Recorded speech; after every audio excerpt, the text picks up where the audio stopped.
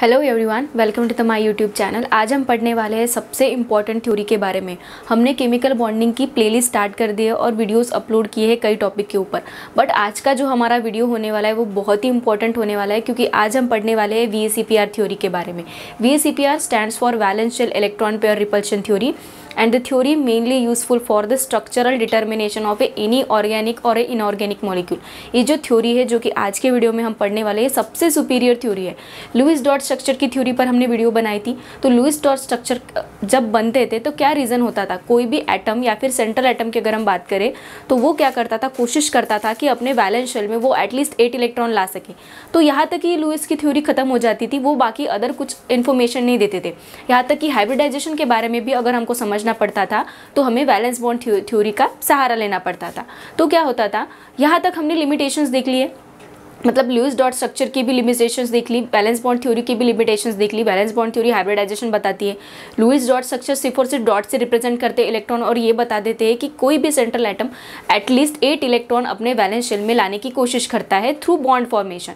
अभी बात करते हैं स्ट्रक्चर की। स्ट्रक्चर का क्या, किसी भी एटम का या फिर सेंट्रल एटम के रिस्पेक्ट में किसी भी मॉलिक्यूल का अगर आपको स्ट्रक्चर फाइंड आउट करना हो तो आपको valence shell electron pair repulsion theory यानी कि VSEPR थ्योरी की ज़रूरत पड़ती है। और ये थ्योरी सभी थ्योरी से सुपीरियर है और इस थ्योरीज के कुछ रूल्स एंड रेगुलेशन है। अगर आप ये रूल्स एंड रेगुलेशन किसी भी मॉलिक्यूल के ऊपर अप्लाई करते हो या फिर कुछ पॉइंट से अगर आप किसी भी मॉलिक्यूल के ऊपर वो अप्लाई करते हो तो आप ज़रूर किसी भी मॉलिक्यूल का स्ट्रक्चर यहाँ पर फाइंड आउट करते हो। तो देरी नहीं करेंगे, आज के वीडियो को स्टार्ट करेंगे, जो कि सबसे important theory of chemical bonding, that is VSEPR theory, VSEPR theory. तो ये जो थ्योरी है, इस थ्योरी को इंट्रोड्यूस किया गया है गिलिस्पी और नाइहोल्म जैसे बड़े साइंटिस्ट ने, और इस थ्योरी के रूल्स एंड रेगुलेशन हम पढ़ेंगे जिससे कि आप फाइंड आउट कर पाओगे किसी भी मॉलिक्यूल का स्ट्रक्चर। तो शुरुआत कर देते हैं आज की थ्योरी की हम, और इस थ्योरी से मैं आपको बताऊंगी कि आप किसी भी मॉलिक्यूल का स्ट्रक्चर कैसे फाइंड आउट कर सकते हो।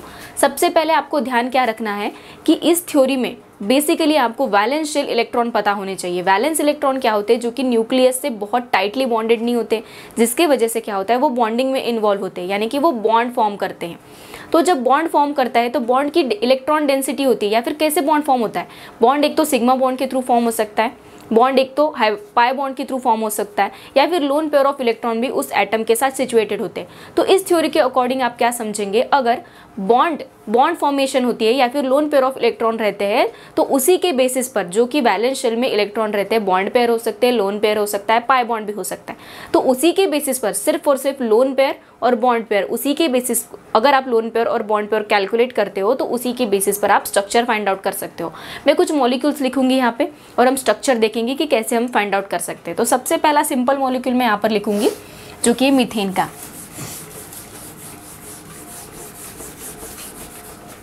सबसे पहले हम मीथेन का स्ट्रक्चर यहाँ पर फाइंड आउट करेंगे, जिसका मॉलिक्यूलर फॉर्मूला है CH4। तो स्ट्रक्चर में मीथेन का स्टार्ट करूँ इससे पहले मैं आपको बता देती हूँ कि हम यहाँ पर valence shell electron pair repulsion theory में क्या फाइंड आउट करने वाले हैं, स्टेरिक नंबर। स्टेरिक नंबर क्या होता है, total number of lone pair and bond pair. तो देखिए यहाँ पर अगर स्टेरिक नंबर अगर 2 आता है तो क्या रहेगी, स्टेरिक नंबर अगर 2 आता है तो हाइब्रिडाइजेशन रहेगा। ये आपको नोट करना है क्योंकि ये बहुत ही इंपॉर्टेंट है। स्टेरिक नंबर 2 अगर आता है तो हाइब्रिडाइजेशन रहेगा sp, और sp अगर हाइब्रिडाइजेशन रहता है तो ज्योमेट्री क्या रहती है, लीनियर।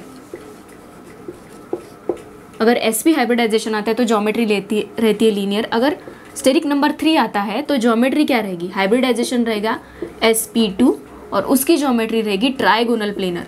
ये हमने हाइब्रिडाइजेशन में भी पढ़ा था, लेकिन फिर भी हम स्ट्रक्चर डिटर्मिनेशन पढ़ रहे हैं इसलिए आपको फिर से रिवाइज करा देती हूँ।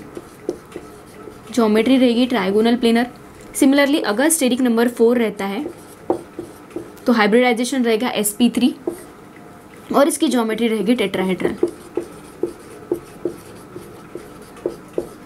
नेक्स्ट स्टेरिक नंबर 5 अगर रहेगा तो हाइब्रिडाइजेशन रहेगा sp3d। ये मैं आपको बताऊंगी कि आप कैसे स्टेरिक नंबर फाइंड आउट कर सकते हो। अभी के लिए आप इतना ध्यान रखो कि अगर इस तरह का स्टेरिक नंबर होता है तो इस तरह का हाइब्रिडाइजेशन आता है, और अगर इस स्पेसिफिक हाइब्रिडाइजेशन अगर आता है तो स्पेसिफिक टाइप ऑफ ज्योमेट्री भी आती है। तो देखिए इसकी ज्योमेट्री रहेगी स्टेरिक नंबर की 5 नंबर की ट्राइगोनल बाइपिरामिडल। नेक्स्ट अगर स्टेरिक नंबर 6 आता है तो हाइब्रिडाइजेशन रहेगा sp3d2 और ज्योमेट्री रहेगी ऑक्टाहेड्रल। नेक्स्ट अगर स्टेरिक नंबर 7 आता है, यानी कि total number of loan pair plus bond pair, अगर यहाँ पर 7 आते हैं तो क्या होता है, यहाँ पर हाइब्रिडाइजेशन रहेगा sp3d3 और ज्योमेट्री रहेगी पेंटागोनल बाइपिरामिडल। Pentagonal bipyramidal. तो ये बहुत ही इंपॉर्टेंट है, ये आपको नोट करना है या फिर ध्यान रखना है कि अगर इस तरह का स्पेसिफिक हाइब्रिडाइजेशन आता है तो इस तरह की ज्योमेट्री जरूर आनी चाहिए। ये आप नोट कर लीजिएगा, 1 मिनट का मैं आपको टाइम कर देती हूँ, तो ये आप नोट कर लेना। आई होप यहाँ पर जो मैंने पॉइंट्स लिखे हैं या फिर स्टेरिक नंबर लिखे हैं तो आपने ये ज़रूर नोट किए होंगे, क्योंकि इसी के बेसिस पर हम सीखने वाले हैं कि किसी भी मॉलिक्यूल का आप स्ट्रक्चर कैसे डिटरमाइन कर सकते हो। तो मैं यहाँ पर बोर्ड से ही मिटा देती हूँ, आपने नोट डाउन कर लिए होंगे ये। तो सबसे पहला मॉलिक्यूल जो रहेगा मीथेन, उसका स्ट्रक्चर अब हम यहाँ पर फाइंड आउट करने वाले या फिर लर्न करने वाले कि कैसे यहाँ पर जो है स्ट्रक्चर मीथेन का आएगा।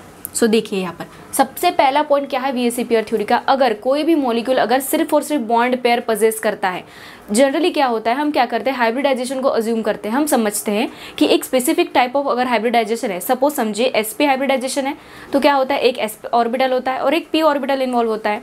तो उस सिचुएशन में हम क्या करते हैं, हम ऐसे समझते हैं कि ज्योमेट्री जो है वो लीनियर आनी चाहिए और बॉन्ड एंगल 180 डिग्री आना चाहिए। पर क्या होता है, अगर लोन पेयर ऑफ इलेक्ट्रॉन आ गए किसी भी मॉलिक्यूल में तो वो ज्योमेट्री है उस तरह से नहीं आ पाती, क्योंकि लोन पेयर ऑफ इलेक्ट्रॉन जो क्या है रिपल्शन क्रिएट करते हैं किसी भी, यानी कि रिपल्शन क्या होता है, loan pair of electron bond pair of electron को धक्का देते हैं, रिपेल करते हैं। तो वो मॉलिक्यूल क्या होता है, अपने हिसाब से मैक्सिमम स्टेबिलिटी गेन करने के लिए इस तरह से अज्यूम होता है, इस तरह से पोजीशन ले लेता है कि वो अपनी मैक्सिमम स्टेबिलिटी गेन कर सके उसी मॉलिक्यूल में। ये हम देखेंगे बाद में भी कि किस तरह से अगर लोन पेयर आते हैं तो वहाँ पर रिपल्शन क्रिएट करते हैं और शेप जो है वो डिस्टॉर्टेड हो जाता है, यानी कि वो ज्योमेट्री नहीं आ पाती जैसे कि वो हाइब्रिडाइजेशन परफॉर्म कर रहा है। पहले तो मीथेन का स्ट्रक्चर देखते हैं। देखिए मीथेन का स्ट्रक्चर में हम कैसे फाइंड आउट करने वाले हैं, bye means of A VSEPR theory. VSEPR theory से हम मीथेन का स्ट्रक्चर कैसे फाइंड आउट करने वाले हैं ये आज हम सीखेंगे। बहुत सारे एग्जांपल्स हम लेंगे, उससे हम फाइंड आउट करेंगे कि आप कैसे स्ट्रक्चर ड्रॉ कर सकते हो। तो सबसे पहले आपको क्या करना है, यहाँ पर सेंट्रल एटम फाइंड आउट करना है। तो यहाँ पर सेंट्रल एटम रहेगा कार्बन और बाद में आपको क्या फाइंड आउट करनी है, वैलेंस इलेक्ट्रॉन, क्योंकि वैलेंस इलेक्ट्रॉन ही बॉन्डिंग में पार्टिसिपेट करते हैं।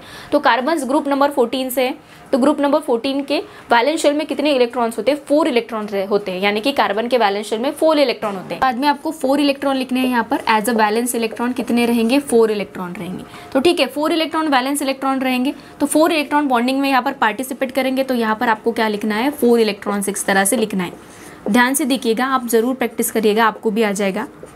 सो देखिए इस तरह से 4 इलेक्ट्रॉन हमने लिख लिए। तो हाइड्रोजन यहाँ पर कितने, 4 नंबर ऑफ हाइड्रोजन है, और हाइड्रोजन कितने बॉन्ड बना सकता है, सिर्फ और सिर्फ सिंगल बॉन्ड बना सकता है, क्योंकि हाइड्रोजन के वैलेंस शेल में सिर्फ और सिर्फ एक सिंगल इलेक्ट्रॉन रहता है। देखिए मैं आपको समझाती हूँ, यहाँ से इस तरह से एक इलेक्ट्रॉन रहेगा, कार्बन के वैलेंस शेल में तो एक हाइड्रोजन ने बॉन्ड बनाया, सिमिलरली एक हाइड्रोजन ने बॉन्ड बनाया, एक हाइड्रोजन, यानी कि चारों हाइड्रोजन ने यहाँ पर बॉन्ड बनाया है।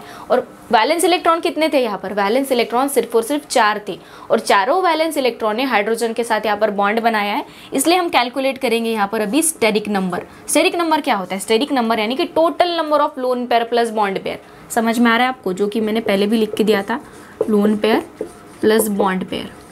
तो अभी लोन पेयर क्या होती है, लोन पेयर क्या होती है, जो कि हाइब्रिडाइजेशन में तो इन्वॉल्व होती है बट वो बॉन्ड फॉर्म नहीं करती। ये बहुत इंपॉर्टेंट है, यहाँ पर नोट करके रख लेना कि लोन पेयर हाइब्रिडाइजेशन में इन्वॉल्व होती है बट वो बॉन्ड कहीं पे भी फॉर्म नहीं करती। वो उस सेंट्रल एटम के हाइब्रिड ऑर्बिटल में प्रेजेंट रहती है बट वो बॉन्ड कभी भी फॉर्म नहीं करती। और बॉन्ड पेयर क्या होते हैं, जो कि इंटरैक्ट करते हैं दूसरे एटम के साथ और शेयरिंग से बॉन्ड बनाते हैं या फिर give and take of electron से बॉन्ड बना सकते हैं। तो यहाँ पर लोन पेयर और बॉन्ड पेयर आप कैसे कैलकुलेट करोगे, देखो तो 4 बॉन्ड पेयर है, यानी कि 4 हाइड्रोजन ने बॉन्ड बनाए, तो यहाँ पर 4 बॉन्ड पेयर आएगा। और लोन पेयर ऑफ इलेक्ट्रॉन देख रहे हो आप, बचे हैं इलेक्ट्रॉन, तो कोई इलेक्ट्रॉन यहाँ पर रिमेनिंग बचे नहीं है। तो लोन पेयर ऑफ इलेक्ट्रॉन कितने होंगे, लोन पेयर ऑफ इलेक्ट्रॉन यहाँ पर 0 होंगे। देखिए लोन पेयर ऑफ इलेक्ट्रॉन यहाँ पर 0 हो गए। तो अभी स्टेरिक नंबर की वैल्यू क्या आ गई, 4। और जब भी स्टेरिक नंबर की वैल्यू 4 आती है तो हाइब्रिडाइजेशन क्या होता है, sp3। मैंने लिखकर बताया था, आई होप आपने नोट कर लिया होगा। तब हाइब्रिडाइजेशन आता है sp3। तो यहाँ पर हाइब्रिडाइजेशन क्या आ गया, तो यहाँ पर हाइब्रिडाइजेशन आ गया sp3। और जब भी कभी हाइब्रिडाइजेशन sp3 आता है तो ज्योमेट्री क्या होती है, टेट्राहेड्रल होती है। ज्योमेट्री रहेगी इसकी मीथेन की टेट्राहेड्रल। समझ में आ गया आपको कि किस तरह से हमने इजी वे में यहाँ पर हाइब्रिडाइजेशन भी फाइंड आउट कर लिया, ज्योमेट्री भी फाइंड आउट कर ली, लोन पेयर और बॉन्ड पेयर भी फाइंड आउट कर लिए। और loan pair of bond pair electron से ही आप स्ट्रक्चर डिटरमाइन कर सकते हो। ये सबसे इंपॉर्टेंट पोस्टुलेट है VSEPR थ्योरी का, क्योंकि बॉन्डिंग में जो इलेक्ट्रॉन पार्टिसिपेट रहेंगे वो सिर्फ और सिर्फ बैलेंस इलेक्ट्रॉन रहेंगे। तो इस थ्योरी के नाम से ही आपको पता चल जाएगा कि आप किस तरह से, कहीं ना कहीं आपको आइडिया आ जाएगी कि ये थ्योरी जो है इस रूल्स एंड रेगुलेशन पे ऊपर काम करती है। तो टेट्राहेड्रल अभी ज्योमेट्री कैसी रहेगी मीथेन की हम ड्रॉ करने वाले हैं। सेंट्रली आपको मीथेन को कार्बन को रखना है इस तरह। तो कार्बन को यहाँ पर सेंट्रली हमने सिचुएटेड रख दिया, यानी कि कार्बन को सेंट्रली रखना है। और किस तरह से टेट्राहेड्रल ज्योमेट्री आएगी देखिए, यहाँ पर हम ड्रॉ करने वाले हैं टेट्राहेड्रल ज्योमेट्री। इस तरह से एक हाइड्रोजन, यहाँ पर एक हाइड्रोजन और यहाँ पर इस तरह से एक हाइड्रोजन। और बॉन्ड एंगल क्या रहेगा यहाँ पर 109 डिग्री एंड 28 मिनट। ये ज़रूर याद रखिएगा कि ये रहेगा इसका बॉन्ड एंगल मीथेन का। तो देखिए कितने सिंपल वे से हमने यहाँ पर वैलेंस इलेक्ट्रॉन के यूज़ करके, वैलेंस इलेक्ट्रॉन को यूज़ करके यहाँ पर मीथेन का स्ट्रक्चर भी फाइंड आउट किया है। और स्ट्रक्चर फाइंड आउट करने के साथ हमने यहाँ पर इसका बॉन्ड एंगल भी फाइंड आउट किया है, क्योंकि जो हाइब्रिडाइजेशन रहेगा उसी के अकॉर्डिंग उसका बॉन्ड एंगल आएगा। बस ये किस केस में एप्लीकेबल रहेगा स्ट्रक्चर, जब zero loan pair of electron होते हैं। जब किसी भी मॉलिक्यूल में zero loan pair of electron होता है तो जो हाइब्रिडाइजेशन शो होगा ना, उसी तरह से ज्योमेट्री आएगी। सुन रहे हैं ना आप ध्यान से, कि जो हाइब्रिडाइजेशन होगा वही ज्योमेट्री आएगी। But in case of lone pair, अगर लोन पेयर आते हैं तो वो ज्योमेट्री जो है बिगड़ जाती है। ऐसे कह सकते हैं हम कि उस ज्योमेट्री में डिस्टॉर्शन आ जाता है। एक और एग्जांपल हम लेते हैं और बेटर वे से समझने की कोशिश करते हैं कि कैसे यहाँ पर हाइब्रिडाइजेशन होता है और उस हाइब्रिडाइजेशन के बेसिस पर किस तरह की ज्योमेट्री आती है। नेक्स्ट एग्जाम्पल देखते हैं अभी हम। मैं फिर से आपको स्टेरिक नंबर का यूज़ करके यहाँ पर फाइंड आउट बताऊंगी कि आप कैसे ज्योमेट्री फाइंड आउट कर सकते हो, कैसे ड्रॉ कर सकते हो किसी भी मॉलिक्यूल का स्ट्रक्चर। नेक्स्ट एग्जाम्पल हम देखने वाले हैं BeCl2 यानी कि बेरिलियम डाइक्लोराइड। सो देखिए बेरिलियम यहाँ पर सेंट्रल एटम है, आपको सेंट्रल एटम सबसे पहले फाइंड आउट करना है। सेंट्रल एटम जो रहेगा वो रहेगा बेरिलियम। तो बेरिलियम रहेगा सेंट्रल एटम। इसके वैलेंस इलेक्ट्रॉन कितने होंगे, वैलेंस इलेक्ट्रॉन कितने होंगे, बेरिलियम ग्रुप 2 से बिलोंग करता है, तो यानी कि बेरिलियम के वैलेंस शेल में 2 इलेक्ट्रॉन्स होंगे। सो 2 इलेक्ट्रॉन वैलेंस इलेक्ट्रॉन होंगे। अगर नहीं समझ में आता इलेक्ट्रॉनिक कॉन्फ़िगरेशन से बता देती हूँ। बेरिलियम का एटॉमिक नंबर क्या है, बेरिलियम का एटॉमिक नंबर 4 है। तो देखिए 1s2 2s2। तो देखिए वैलेंस शेल में यहाँ पर कितने इलेक्ट्रॉन है, आउटर मोस्ट शेल में 2 इलेक्ट्रॉन है। इस तरह से यहाँ पर इलेक्ट्रॉनिक कॉन्फ़िगरेशन से भी मैंने आपको समझा दिया। तो 2 इलेक्ट्रॉन से 2 इलेक्ट्रॉन्स को आपको इस तरह से ड्रॉ करना है। Valence shell electron pair repulsion theory के अकॉर्डिंग वैलेंस शेल के इलेक्ट्रॉन बॉन्डिंग में पार्टिसिपेट करते हैं। तो यहाँ पर क्या होगा, क्लोरीन जो है इस तरह से क्लोरीन क्या करता है, एक बॉन्ड बनाता है। क्लोरीन के वैलेंस में कितने इलेक्ट्रॉन होते हैं, 6 इलेक्ट्रॉन होते हैं। तो 6 में से एक जो रहेगा 7 इलेक्ट्रॉन होते हैं सॉरी। तो 7 में से एक इलेक्ट्रॉन क्या करता है, बॉन्डिंग में पार्टिसिपेट करता है और 8 इलेक्ट्रॉन अपने ऑक्टेट में लेकर आता है, यानी कि 8 इलेक्ट्रॉन वैलेंस शेल में लाता है और इसी तरह से ऑक्टेट कंप्लीट करता है। तो देखिए यहाँ पर 2 क्लोरीन हो गए, यानी कि 2 इलेक्ट्रॉन। तो लोन पेयर यहाँ पर बचे हैं क्या अभी, तो लोन पेयर क्या होते हैं, जो कि एक्स्ट्रा इलेक्ट्रॉन होते हैं, जो कि बच जाते हैं बॉन्डिंग के बाद भी। तो यहाँ पर लोन पेयर रहेंगे 0। और बॉन्ड पेयर यानी कि बॉन्ड कितने बनाए यहाँ पर, देखिए 2 बॉन्ड बने हैं यहाँ पर, तो बॉन्ड पेयर रहेगी 2। तो स्टेरिक नंबर क्या रहेगा अभी, स्टेरिक नंबर क्या होते हैं, lone pair plus bond pair. So देखिए लोन पेयर यहाँ पर 0 है, फिर से बॉन्ड पेयर 2 है। तो स्टेरिक नंबर की वैल्यू क्या आ गई यहाँ पर 2। तो देखिए स्टेरिक नंबर की वैल्यू 2 आ गई है। और जब भी कभी स्टेरिक नंबर की वैल्यू 2 आती है तो हाइब्रिडाइजेशन क्या होता है बेटा, हाइब्रिडाइजेशन क्या होता है, sp हाइब्रिडाइजेशन। ये मैंने आपको लिख कर ही बताया था, आई होप आपने अच्छे से याद किया होगा या फिर पढ़ा होगा। हाइब्रिडाइजेशन कौन सा आता है, sp। तो नो लोन पेयर, तो जैसे स्ट्रक्चर हाइब्रिडाइजेशन रहेगा वैसी ही ज्योमेट्री रहेगी, sp हाइब्रिडाइजेशन। तो लीनियर ज्योमेट्री और बॉन्ड एंगल कितना रहेगा, 180 डिग्री। देखिए मैं आपको बनाकर दिखा देती हूँ। बेरिलियम सेंट्रल में आपको रखना है इस तरह से, एक क्लोरीन इस साइड में, इस तरह से क्लोरीन एक डायरेक्शन में और 0 लोन पेयर। तो ये रहेगी लीनियर ज्योमेट्री और इसका बॉन्ड एंगल रहेगा 180 डिग्री। ये ज्योमेट्री रहेगी लीनियर क्योंकि हाइब्रिडाइजेशन रहा था sp और बॉन्ड एंगल कितना आएगा 180 डिग्री। तो ये 180 डिग्री का बॉन्ड एंगल। तो अभी ये नॉर्मल मॉलिक्यूल हो गए जहाँ पर सिर्फ और सिर्फ बॉन्ड पेयर थे। अभी हम ऐसे मॉलिक्यूल लेंगे जिनके ऊपर लोन पेयर ऑफ इलेक्ट्रॉन भी रहेंगे। देखते हैं हम कि कैसे आप स्ट्रक्चर फाइंड आउट कर सकते हो लोन पेयर ऑफ इलेक्ट्रॉन अगर रहे तो भी। वही आपको एप्लीकेबल करना है formula, steric number find out करना है।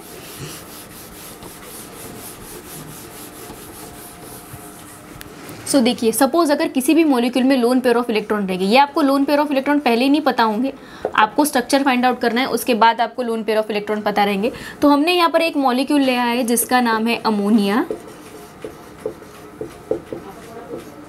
तो भी अमोनिया का स्ट्रक्चर कैसे आएगा ये हम देखेंगे। सबसे पहला रूल क्या कहता है, जब हम वेस्पर थ्योरी में स्ट्रक्चर ड्रॉ करने की कोशिश करते हैं तो हमें सेंट्रल एटम यहाँ पर डिसाइड करना होता है या फिर सेंट्रल एटम फाइंड आउट करना होता है। तो सेंट्रल एटम कौन सा रहेगा, जो कि लीस्ट नंबर है। यहाँ पर नाइट्रोजन सिर्फ और सिर्फ सिंगल है और नाइट्रोजन को 3 हाइड्रोजन अटैच है, तो सिंगल एटम यानी कि सेंट्रल एटम रहेगा नाइट्रोजन। तो नाइट्रोजन के वैलेंस इलेक्ट्रॉन कितने रहेंगे, वैलेंस इलेक्ट्रॉन क्या होते हैं, जो कि वैलेंस शेल में जितने भी इलेक्ट्रॉन प्रेजेंट रहते हैं वो वैलेंस इलेक्ट्रॉन होते हैं। नाइट्रोजन किस ग्रुप से बिलोंग करते हैं, नाइट्रोजन 15 ग्रुप से बिलोंग करता है, तो यहाँ पर 5 वैलेंस इलेक्ट्रॉन, तो वैलेंस इलेक्ट्रॉन 5 हो गए। तो यहाँ पर ड्रॉ करिए 5 इलेक्ट्रॉन इस तरह से, ये इलेक्ट्रॉन 1, ये इलेक्ट्रॉन 2, ये इलेक्ट्रॉन 3, ये इलेक्ट्रॉन 4 और ये इलेक्ट्रॉन 5। देखिए नाइट्रोजन को कितने, अमोनिया में, अमोनिया का स्ट्रक्चर है ऐसा, नाइट्रोजन को कितने यहाँ पर हाइड्रोजन अटैच है, 3 हाइड्रोजन अटैच है, और एक हाइड्रोजन को बॉन्ड बनाने के लिए यहाँ पर कितने इलेक्ट्रॉन रिक्वायर्ड होते हैं, सिर्फ और सिर्फ एक इलेक्ट्रॉन रिक्वायर्ड होता है। तो इस तरह से यहाँ पर हाइड्रोजन हाइड्रोजन, 3 हाइड्रोजन ने यहाँ पर 3 इलेक्ट्रॉन लेकर 3 बॉन्ड बना लिए, तो बचे कितने इलेक्ट्रॉन्स, यहाँ पर 2 इलेक्ट्रॉन बचे, तो 2 इलेक्ट्रॉन की एक पेयर, यानी कि यहाँ पर ये लोन पेयर रहेगी, जो कि हाइब्रिडाइजेशन में तो इन्वॉल्व होगी बट वो बॉन्ड नहीं फॉर्म करेगी, वो बॉन्डिंग में नहीं इन्वॉल्व होंगी, उसे हम कहेंगे लोन पेयर।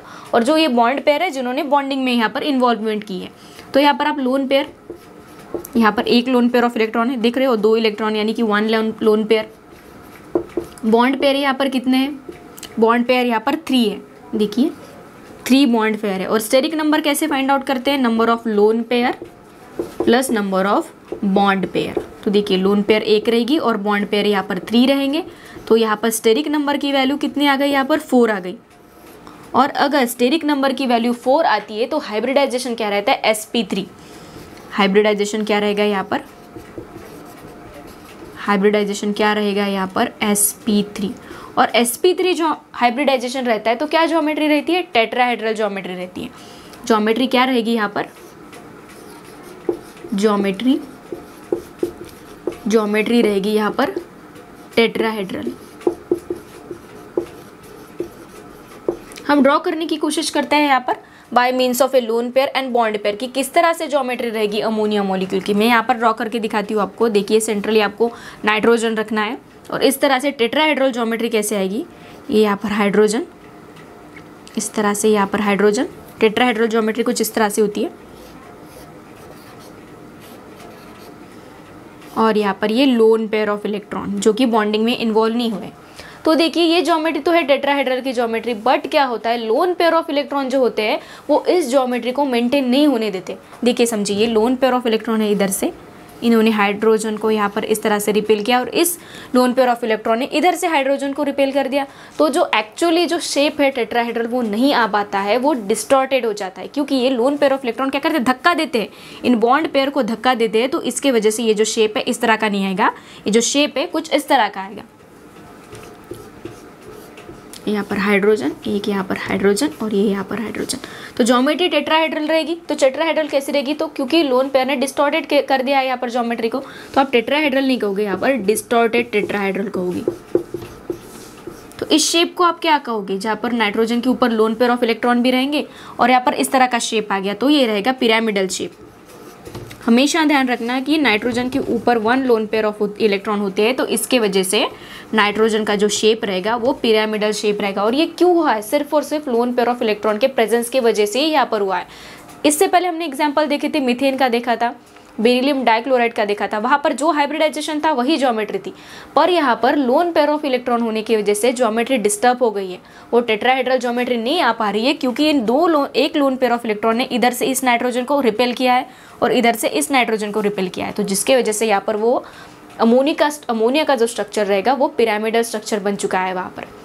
अभी कुछ एग्जाम्पल्स हम कंसिडर करेंगे। अगर लोन पेयर ऑफ इलेक्ट्रॉन इतने रहते तो यहाँ पर लोन पेयर ऑफ इलेक्ट्रॉन का बॉन्ड एंगल पर भी बहुत बड़ा प्रभाव पड़ता है। आप कैसे समझोगे कि यहाँ पर टेट्राहेड्रल ज्योमेट्री का बॉन्ड एंगल जो रहता है, टेट्राहेड्रल ज्योमेट्री का जो बॉन्ड एंगल रहेगा वो रहेगा 109.28, देखिए 109 डिग्री एंड 28 मिनट, इस तरह से आपको पढ़ना होता है। तो इस तरह से जो बॉन्ड एंगल रहता है, बट ये लोन पेयर ऑफ इलेक्ट्रॉन होने की वजह से ये जो बॉन्ड एंगल ये 10 डिग्री सेल्सियस के आसपास रह जाता है अमोनिया का। समझ में आ रहा है आपको? ज्योमेट्री तो डिस्टर्ब हो रही है, साथ ही साथ डिस्टॉर्शन के साथ ही साथ बॉन्ड एंगल भी यहाँ पर रिड्यूस हो रहा है। तो बॉन्ड एंगल भी अमोनिया का यहाँ पर रिड्यूस होता है कब? जब लोन पेयर ऑफ इलेक्ट्रॉन्स होते हैं। हम अभी कुछ एग्जांपल्स लेंगे, कंपैरिजन करके दिखाती हूँ आपको कि और बेटर वे से समझेगा कि बॉन्ड पेयर होना और लोन पेयर होना कितना उस मॉलिक्यूल को डिस्टॉर्ट कर सकता है या फिर कितना उस मॉलिक्यूल की ज्योमेट्री डिस्टर्ब कर सकता है। हम समझते अभी है। तो हमने अभी यहाँ पर जितने भी एग्जाम्पल्स लिए, कुछ एग्जाम्पल्स सिर्फ और सिर्फ बॉन्ड पेयर वाले थे, कुछ एग्जाम्पल्स लोन पेयर वाले थे। तो इन एग्जाम्पल्स के बेसिस पर हमने क्या समझा कि अगर बॉन्ड पेयर आते हैं तो स्पेसिफिक टाइप ऑफ हाइब्रिडाइजेशन भी आता है, उतने ही बॉन्ड पेयर आते हैं तो, और स्पेसिफिक टाइप ऑफ हाइब्रिडाइजेशन अगर आता है तो स्पेसिफिक टाइप ऑफ ज्योमेट्री भी आती है। बट ये लोन पेयर ऑफ इलेक्ट्रॉन क्या करते हैं? ज्योमेट्री को गलत कर देते हैं, यानी कि डिस्टॉर्टेड कर देते। और ज्योमेट्री अगर डिस्टॉर्ट हो गई, यानी कि ज्योमेट्री में अगर प्रॉब्लम आ गई, तो बॉन्ड एंगल भी कहीं ना कहीं कम हो जाता है। ये हमने यहाँ पर बहुत अच्छे से समझा है अमोनिया का एग्जाम्पल लेकर। अभी कैसे हम कंपैरेटिवली समझेंगे कि बॉन्ड पेयर वाले मॉलिक्यूल अगर लोन पेयर मॉलिक्यूल को कंसिडर करते हैं तो उनके बॉन्ड एंगल पे भी क्या डिफरेंस पड़ेगा। देखिए समझते हैं यहाँ पर रिपल्शन कैसे होता है। लोन पेयर ऑफ इलेक्ट्रॉन का जो रिपल्शन होता है, ये एलपी यानी कि लोन पेयर होते हैं। लोन पेयर का रिपल्शन जो होता है वो सबसे ज़्यादा होता है। उसके बाद का जो रिपल्शन होता है वो बॉन्ड पेयर और लोन पेयर का होता है, bond pair and lone pair का। और सबसे कम रिपल्शन होता है बॉन्ड पेयर और बॉन्ड पेयर का। समझो आप, सबसे कम रिपल्शन रहेगा बॉन्ड पेयर और बॉन्ड पेयर का। यही आपको ध्यान रखना है ये पॉइंट, और इसी पॉइंट को लेकर आपको several types of maximum example solve करने हैं जिनका आप स्ट्रक्चर फाइंड आउट करना चाहते हो। सिर्फ और सिर्फ ये ध्यान रखना कि अगर लोन पेयर ज़्यादा रहे तो और ज़्यादा रिपल्शन करेंगे, और ज़्यादा रिपल्शन करेंगे तो और ज्योमेट्री डिस्टर्ब होगी, और ज्योमेट्री अगर डिस्टर्ब होगी तो और बॉन्ड एंगल वहाँ पर रिड्यूस होगा। ठीक है, कंपैरेटिवली एग्जाम्पल समझते हैं हम। देखिए यहाँ पर हम एग्जाम्पल्स लेते हैं। यहाँ पर CH4 यानी कि जिसका नाम रहेगा मीथेन। बाद में एक एग्जाम्पल लेते हैं जिसका नाम रहेगा NH3, नाइट्रोजन के ऊपर एक लोन पेयर ऑफ इलेक्ट्रॉन। बाद में एक एग्जाम्पल लेंगे वाटर का, जहाँ पर ऑक्सीजन के ऊपर 2 लोन पेयर ऑफ इलेक्ट्रॉन रहेंगे, ये रहेगा अमोनिया। ये कंपैरेटिवली इसलिए हम एग्जाम्पल ले रहे हैं ताकि आपको बॉन्ड एंगल और अच्छे से समझे कि किस तरह से अगर बैलेंस इलेक्ट्रॉन पेयर अगर रिपल्शन क्रिएट करते तो कैसे साथ ही साथ बॉन्ड एंगल भी कम होता जाता है यहाँ पर। सो देखिए यहाँ पर तीनों के जो हाइब्रिडाइजेशन है, तीनों के हाइब्रिडाइजेशन sp3 है। यहाँ पर तीनों मॉलिक्यूल के हाइब्रिडाइजेशन यहाँ पर sp3 है। पर अगर हम बात करें लोन पेयर ऑफ इलेक्ट्रॉन की, तो यहाँ पर लोन पेयर ऑफ इलेक्ट्रॉन कितने हैं? 0 है। यहाँ पर लोन पेयर ऑफ इलेक्ट्रॉन 1 है, और यहाँ पर वाटर के पास लोन पेयर ऑफ इलेक्ट्रॉन 2 है, यानी कि ऑक्सीजन के ऊपर लोन पेयर ऑफ इलेक्ट्रॉन है। तो यहाँ पर क्या होता है, जितने ज़्यादा लोन पेयर ऑफ इलेक्ट्रॉन उतना ही ज़्यादा रिपल्शन। वाटर मॉलिक्यूल का शेप आप कंसिडर अगर कर सकते हो, यहाँ पर मैं ड्रॉ करके दिखाती हूँ आपको थोड़ा साइड में, इस तरह से। ये लोन पेयर ऑफ इलेक्ट्रॉन, ये भी लोन पेयर ऑफ इलेक्ट्रॉन, और यहाँ पर हाइड्रोजन। देखिए sp3 हाइब्रिडाइजेशन है तो इस तरह से ज्योमेट्री होनी चाहिए थी, बट वाटर की ज्योमेट्री इस तरह से नहीं आती है क्योंकि ये लोन पेयर ऑफ इलेक्ट्रॉन इधर से यहाँ पर हाइड्रोजन को पुश करते हैं और यहाँ से इधर को, तो और यहाँ पर डिस्टॉर्शन हो जाता है। तो ये ज्योमेट्री वाटर का जो शेप है वो किस तरह से आएगा, वाटर मॉलिक्यूल का शेप है कुछ इस तरह से शेप आएगा। इसको V शेप कहेंगे आप, बेंट शेप कहेंगे, या फिर एंगुलर शेप भी कह सकते हैं। मैं यहाँ पर लिख देती हूँ आपको, बेंट शेप भी आप कह सकते हैं। तो इस तरह से वाटर का शेप आएगा क्योंकि यहाँ पर 2 loan pair of electron oxygen के ऊपर थे। सिमिलरली नाइट्रोजन के एग्जांपल हमने सॉल्व किया था, नाइट्रोजन के ऊपर 1 लोन पेयर ऑफ इलेक्ट्रॉन है, तो इसी की वजह से नाइट्रोजन का भी पिरामिडल शेप आया था। मीथेन के अंदर तो कोई लोन पेयर ऑफ इलेक्ट्रॉन नहीं थे, हमने कैलकुलेट भी किया था स्टार्टिंग में। तो no lone pair of electron, तो no distortion in the geometry, कोई भी ज्योमेट्री में इरेगुलरिटी नहीं आएगी। तो अभी यहाँ पर बॉन्ड एंगल का यहाँ पर कंसेप्ट है, हम एक्सप्लेन करने की कोशिश करूँ मैं यहाँ पर। तो बॉन्ड एंगल देखिए, वाटर का बॉन्ड एंगल कितना रहता है, 104 डिग्री 5 मिनट, ये जो रहेगा वाटर का बॉन्ड एंगल रहेगा। सिमिलरली अमोनिया का बॉन्ड एंगल कितना रहेगा, 10 डिग्री सेल्सियस, तकरीबन 10 डिग्री सेल्सियस अमोनिया का रहेगा।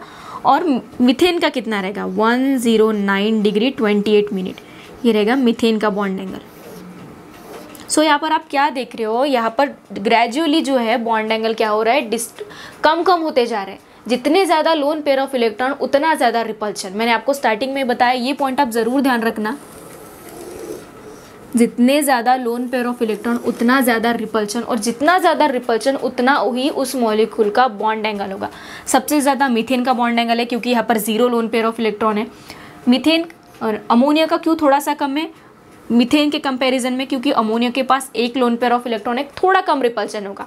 वाटर के केस में देखिए, वाटर के केस में 104 डिग्री 5 मिनट, 104 डिग्री एंड 5 इस तरह का कुछ बॉन्ड एंगल आया है वाटर के केस में।